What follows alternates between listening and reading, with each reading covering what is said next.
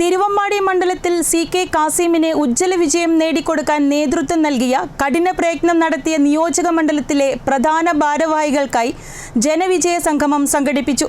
നിയുക്ത MLA CK Kasim ഉദ്ഘാടനം ചെയ്തു.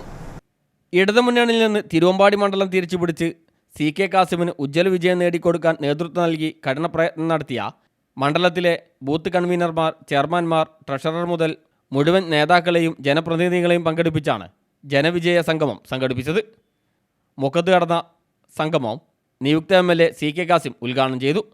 കോഴിക്കോട് ജില്ലാ UDF-ന്റെയും കോൺഗ്രസിന്റെയും ഇന്ത്യയുടെ മുസ്ലിം ലീഗിന്റെയും കേരള കോൺഗ്രസിന്റെയും ഒക്കെ നേതാക്കന്മാരുടെ പ്രഖ്യാപനങ്ങൾ ഏതാണ്ട് 99% പ്രാവർത്തികമാക്കിക്കൊണ്ടാണ് നമ്മളെല്ലാവരും ഇവിടെ ഇരിക്കുന്നത്. 12 സീറ്റ് നേടുക എന്ന് പറഞ്ഞാൽ കോഴിക്കോട്ടെ ഐക്യജനാധിപത്യ മുന്നണിക്ക് അതൊരു അഭിമാനകരമായ നേട്ടമാണ്.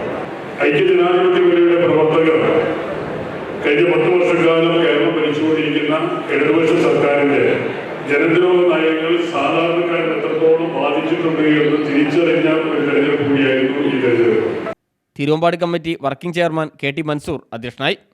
ജില്ലാ UDF ചെയർമാൻ VD ജോസഫ്, തെരഞ്ഞെടുപ്പ് committee convener VK Hussainkutty, CJ Antony, Annamma teacher, Helen Francis, PG Muhammad, MT Ashraf, PC Mathew തുടങ്ങി നിരവധി പേർ ചടങ്ങിൽ സംസാരിച്ചു. News bureau, Mukkam.